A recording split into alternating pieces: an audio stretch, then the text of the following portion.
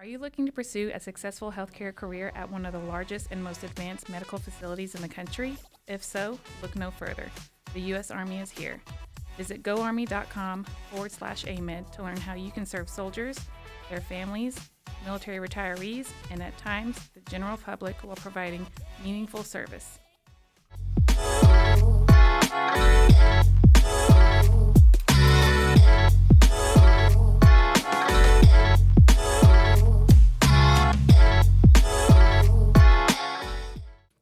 Good morning and welcome back to the AMEDD Effect Podcast, where we discuss the causes and effects of Army medicine opportunities, along with readily available resources for military families on Army installations. The month of October is recognized as Domestic Violence Awareness Month, and today on episode 4 of the Army Life segments, I am going to spend a little bit of time with the U.S. Army Family Advocacy Program to discuss their services that they provide to military families.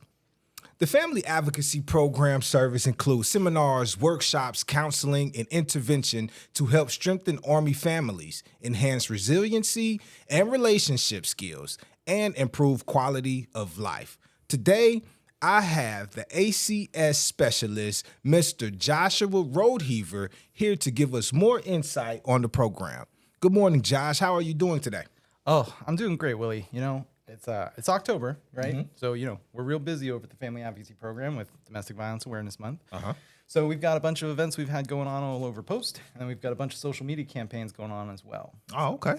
Okay, so before we get into everything that you all have going on in the month of October, could you please tell the listeners and the viewers a little bit about yourself and an overview of the Family Advocacy Program, which is what you all call FAP, and its role in supporting military families?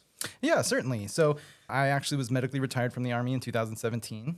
I went back to school. I got a master's degree in public health. Okay. With a concentration in epidemiology. So from there, I applied and got the position here at Fort Knox as the ACS specialist. And then I was put into the Family Advocacy Program as the trainer. So I'm the person who's responsible for going around Post here and delivering training to soldiers, command teams, the MPs, daycare staff, about how to recognize different forms of abuse and how to go ahead and report those when we need to. Okay, now we just recently had Miss Shannon Wilson on episode 3 of the Army Life, of our Army Life segments, and she came in and she gave us an overview of the Army Community Service and all of the amazing programs that are available to families on military installations. Let's talk about one of those programs, which is your new parent support service program. And this program bridges the gap between social support systems, Army life among expecting parents, soldiers, and soldiers with children that are 3 and under. What specific services does the new parent support service program provide to new parents? So the new parent support program is fantastic. I can't talk good enough about it. It's one of the greatest things that we have over at the Family Advocacy Program. And so the new parent support program offers a wide variety of services and assistance to families with new additions, right? So it's not just for people with expecting children. It's anybody who gets married into a family that has kids under 3, anybody who has a child after having children. So it's not just for expectant families, it's for anybody who's got a child 3 and under. So, we've got a lot of people in the military who, we've got blended families. So they attain or they have children that are under 3 and, they need those parenting skills sometimes. So Our new parent support program, like I said, it's fantastic. So one of the greatest things that they can do is they do home visitations. So let's say, picture this, right? We got a family with a new baby at home. Kiddo's been crying constantly, right? Nobody, not baby, not parents, nobody's gotten any sleep, right?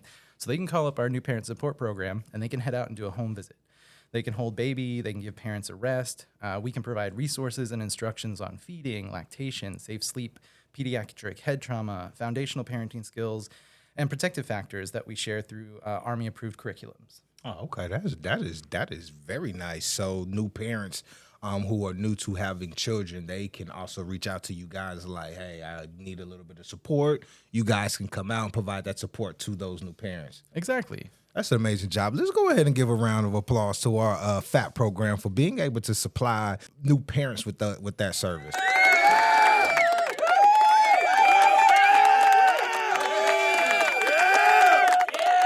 Now, a part of being a soldier in the military is traveling to new duty locations within the United States, within the United States and outside the United States. Being a new parent away from family and the support system, tell us, how does the new parent support service program help alleviate the challenges faced by new parents in a military environment? Yeah. So again, people join the military, they pick up, they go to that new installation. You don't got family around. Maybe you don't have those social support systems that are built in place there. Well, the Army has done a great thing, and it's provided you that with the new parent support program. So, you pick up, you move to a new installation, you have a new kiddo. You don't have that family support that's local, so we need to figure out how we can establish those social support systems. So our new parent support program, it does just that. Mm-hmm. We've got our community play groups that allow for parents to come out and have that sort of social connection, that building sort of community sense there.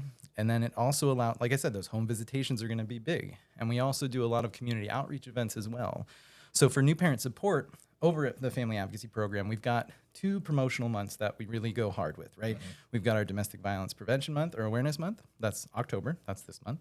And then we've also got Child Abuse Prevention Month, which is April. So in April, our new parent support program takes the lead there and plans out entire events for all the posts. Last April, we actually had a large event over at the Hansen Center called our Baby Expo, where we had community partners from outside the gate, inside the gate. We had about 60 or so come out and offer resources, items, things like that, just to know that what services are available out there for new soldiers coming to the installation.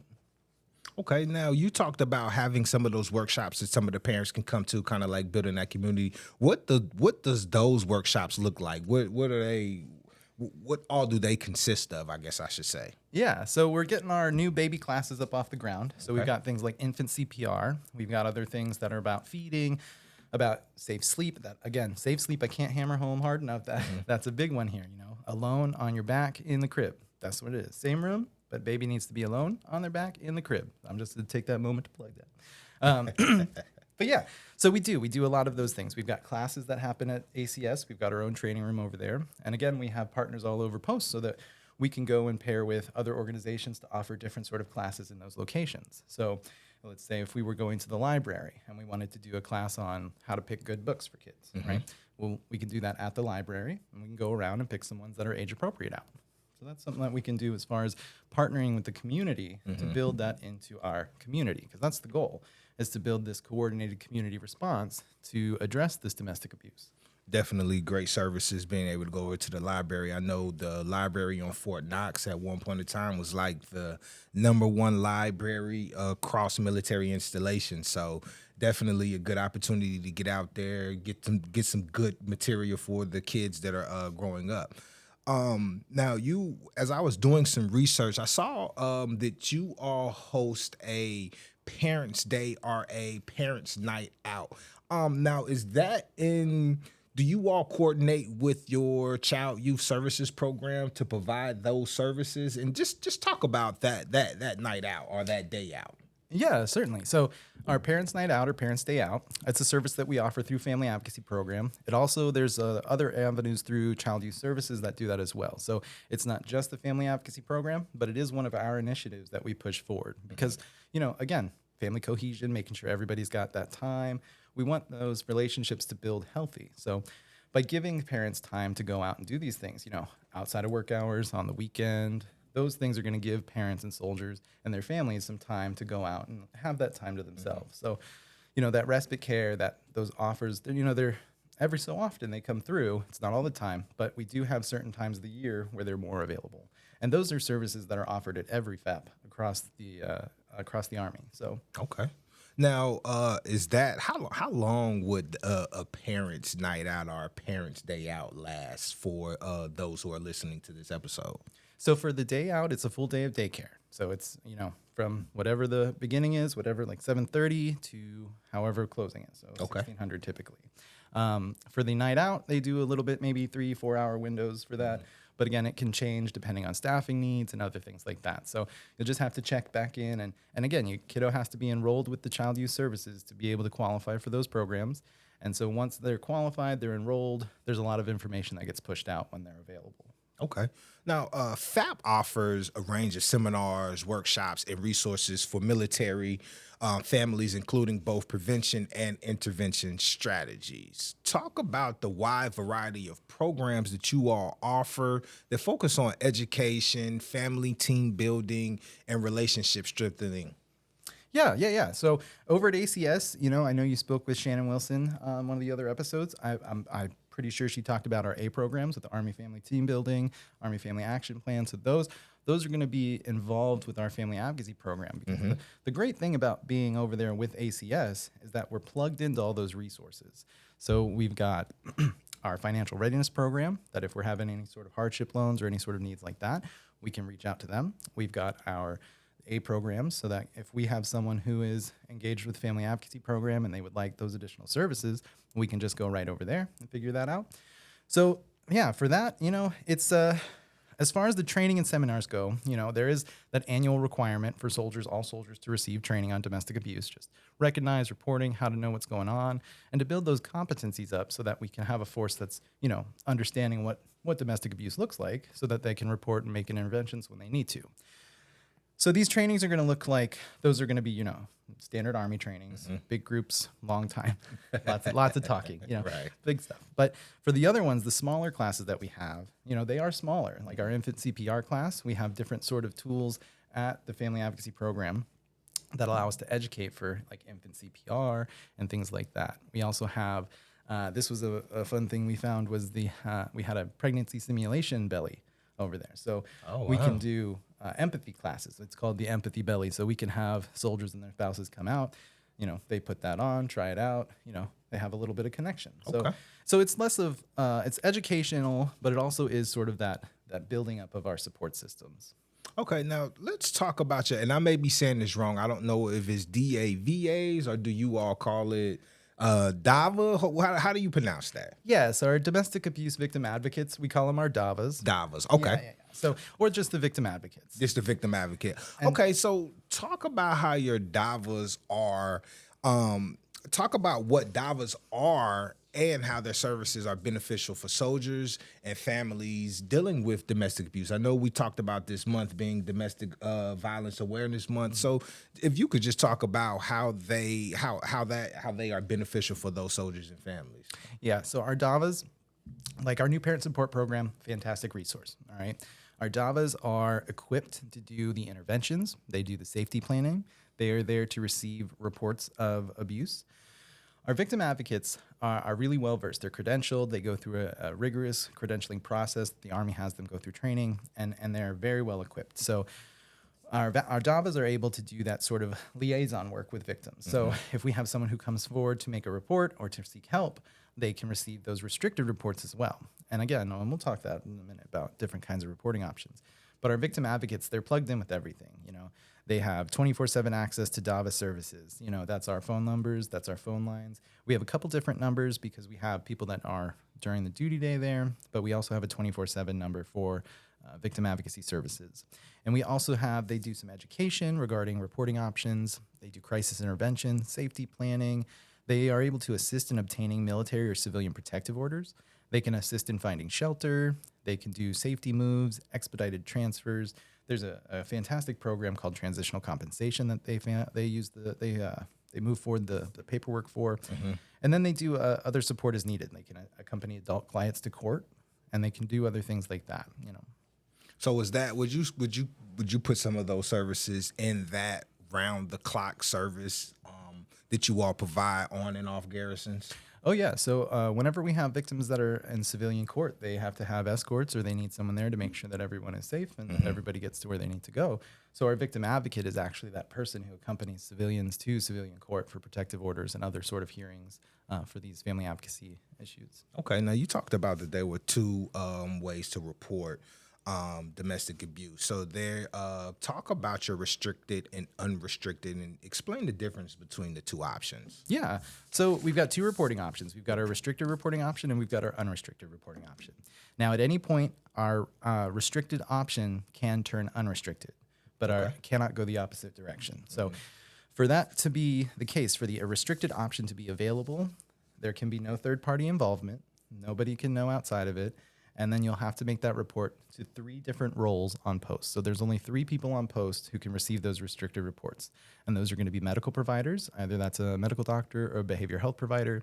And you're going to have your victim advocate. They're also one of the ones that can receive those restricted reports. And then you're going to have the supervisor of the victim advocate, which is typically the Family Advocacy Program manager. So those are the 3 individuals who are going to be able to receive restricted reports if you need to make those. Now, through a restricted, or let's talk about unrestricted reporting. Right? Okay. So unrestricted reporting, we're going to have access to those victim advocacy services. We're going to have access to criminal investigation. We're going to have access to forensic evaluations. We're going to have safety planning available, access to medical care services, any sort of response, treatment that's needed. Those people are going to have those available, right? And additionally, through unrestricted reporting, we're going to have command involvement, and we're also going to be able to have law enforcement involved as well. So that's going to allow us to have investigations go on, collect evidence, figure out what's going on. Now, for our restricted report, it's going to have access to everything else that the unrestricted report had, except for that command involvement and law enforcement involvement. So everything is sort of kept private. That our victims, they have anonymity in these situations. They have a little more control because we want to give our victims more power back. So that's the goal with having those reporting options available. You know, if someone doesn't want everybody to know the business, they can get on that restricted reporting option and still have access to safety services, planning, and things like that. Now, I see you have this cool little card here. Can I see this right here? Do you all give these out to people who come by your office as well? Oh yeah, everywhere we go, we hand those out. And these out. Okay, so these people can kind of look and see, hey, this is the way that I report, and here's the phone number where I can report to. So exactly, good card to have. If you guys see this, make sure you pick one up. That way, you just have it on hand for yourself or to pass along to somebody else. And just to have that knowledge is just good. Anyway, you also spoke about military protective order and civilian protective order. Now, what are the difference between those two? So military protective orders, you know, they really do service the family. They're able to give everybody sort of like a cool down period so that if there is something going on, we can make some intervention and make sure that everybody is safe. And that's the ultimate goal of the Family Advocacy Program, is to make sure that everybody is safe and happy and linking people up to resources. So for military protective orders, that's going to be put out by your command team, or your commander, or however that goes about. And then for civilian protective orders, you know, this is going to be on the other side of the house. So that's going to be through civilian court agencies. That's going to be initiated through either, you know, a victim seeking services, or our victim advocate can assist in helping get those filed. Okay. Now, and you can say if you can't speak about this, that's fine. But let me ask you this: as a victim advocate specialist, when there is a great safety concern and the victim of an active duty spouse wants to relocate because of safety issues, how can you all help them relocate? Or do you all help them relocate? And if so, how? Yeah, so that is, again, one of our big functions there is making sure that everybody stays safe. So if we have someone who is disclosing that they need to leave that situation or that is unsafe for them, we can link up with that person and we can get them to where they need to go. Like I mentioned, we're over there with ACS. So if we have to have some sort of emergency funding, we've got that financial readiness program that's right there to step in and give out whatever funding we can to go ahead and get that person placed in a safe environment. Now, we also have a few memorandums of understanding with local resources outside of the community. So there is the local domestic violence shelter down in Elizabethtown called Springhaven, we partner with them. And so we are able to get services for victims in that way. Okay, definitely good. Yeah, I've heard of Springhaven before. I think they do a lot of, it's either them or is it Silverleaf? So Silverleaf is the sexual trauma unit. Okay, yeah, I know that they do some promotions or do some advertising here on post too, so I see it all the time. But then you just see them out there in Elizabethtown as you're riding around too. So definitely see them. Now, we spoke about the month of October being one of your big months where you guys do a lot, you highlight a lot, and this is Domestic Violence Awareness Month. And ACS programs on military garrisons, they host different events to highlight domestic violence awareness. this year, Fort Knox is doing the Chalk Walk event. Can you explain to our listeners what this event looks like? Yeah, so Chalk the Walk is fantastic. It's great. We've got soldiers, we've got workers, we've got everybody out there finding any sort of bare chalk sidewalk that they can cover with supportive messages for anybody who would be experiencing domestic violence, or really anybody ever, just to let everybody know that, people are out here. If they need help, give us a call. Everybody deserves love, and, love shouldn't hurt. So that's what we're out here trying to do. I've seen an event before. They did a walk in my shoes event, and I think they had some of the male soldiers wear the heels just to kind of say, hey, take a walk in my shoes, just to kind of get a better understanding. So I know that I see a lot of cool different events that you all did, programs do, the ACS programs, our FAP programs do to promote Domestic Violence Awareness Month. Another thing that we do here on Fort Knox, I'm pretty sure across on all installations, is on the 25th of October is Wear Purple Day. Talk about Wear Purple Day, and what does wearing purple signify? So Wear Purple Day is a national event, right? It's where everyone wears purple to show that we're standing and united against domestic violence. So it is support so that people are aware that, help is out there. People do care. So if there is someone who's experienced any sort of domestic violence, you can reach out for help. We're there. And that's what we want to show with that Wear Purple Day, is that we are all here to assist in preventing and intervening in domestic violence. Military One Source. This is something that I heard Ms. Wilson, she mentioned time and time again when we were speaking to her. What is Military One Source, and how is it beneficial for soldiers and their families? I went onto the website. I see a lot of different things on there, but what are some things that relate to the FAP program that are out there? So Military One Source is a great resource. It has self-paced learning, online modules. Soldiers and their families can access them 24/7. So as long as somebody wants to go ahead and get on there and get some information, by all means, go for it. I will say it is, no, I'm not going to say that. But, so Military One Source, we just got a bunch of resources about how to identify and recognize what abusive behaviors are. And so on larger installations, Fort Knox, we're kind of small. So we don't necessarily have the FAP specialists or educators out here that can do the classes all the time. So with Military One Source, it supplements that by creating that online access anytime resource that soldiers can use, from the comfort of their own home on their phone if they'd like to. So Military One Source, like I said, there's tons of resources on there. And what is great about it is that you can actually find a post locator. So if you are experiencing any sort of domestic violence or anything that you would need to reach out for help with, Military One Source actually has a post locator function on there where you can find a victim advocate if you need to get one. Now, does that post locator do, if you are Army, will it only send you to a Army location, or will it send you somewhere a location that's close by, whether that is Navy, Air Force, whatever? So you can break it down by branch. So if you want Army installations, it'll find those. If you want Navy ones, you'll get those. But you can break it down. Okay.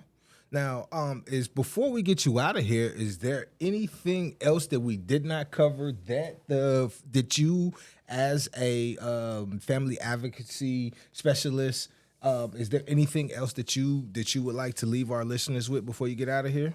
I just want to reiterate that, or let's start over there. You're fine. I just want to let everybody know that the Family Advocacy Program is out here to serve soldiers and their families. We're here to link everybody to services. We're here to make sure that everybody stays safe. And, I want everybody to know that if you're going through anything or you're having any sort of struggles or anything like that, help is out there. We are here. If you need to call the Family Advocacy Program, by all means, do so. If you don't feel comfortable reaching out to a victim advocate or anything like that, we have community partners that we work with religious services, with the military family life consultants. There's lots of different avenues to find help if you're experiencing any of these situations in the military. Now, if somebody wanted to find more out about FAP, where can they? Are there any Facebook pages, any social media where they can go to just to kind of follow, keep up with everything that you all have going on? Oh, yeah. Well, I would be remiss if I didn't do the shameless self-plug of the Fort Knox ACS Facebook page. Please get on there. Go ahead and follow that. You'll find a bunch of information about Fort Knox and other information like that. But yeah, we also use our Fort Knox Army Garrison website, has a lot of information about the Family Advocacy Program, as well as the Army MWR website for the entire Army. they'll have all the resources that are available and what the family advocacy programs stand for and what they do on those sites. As well as if you wanted to get onto the Army's Department for Prevention site, they've got some FAP resources there as well. And again, Military One Source is going to be a great resource for any sort of information that you'd like. Okay. Well, Mr. Rodeheaver, I do appreciate you taking the time out of your day, coming over here to the AMEDD Effect to talk to us about the FAP program and everything that you all offer to military families here on the installation. If you guys out there are watching this, make sure that you follow the ACS Facebook page, make sure that you get onto the Military One Source, check out all of the resources that they have available that you all can utilize as well. And don't forget, you can always reach out to one of their community partners or somebody within the ACS program. That is all that we have for you all today. Again, Josh, thanks for coming over. We really do appreciate this, and I think that this information will help those individuals who are looking to join the military but may not know too much about some of the other things that they have. So that's what we like to do here, is talk about some of the other programs, talk about some of the other opportunities that families will have once they are actually a green suitor. So Thank you. We do appreciate that. No, thank you all for the opportunity. I appreciate it. No problem at all.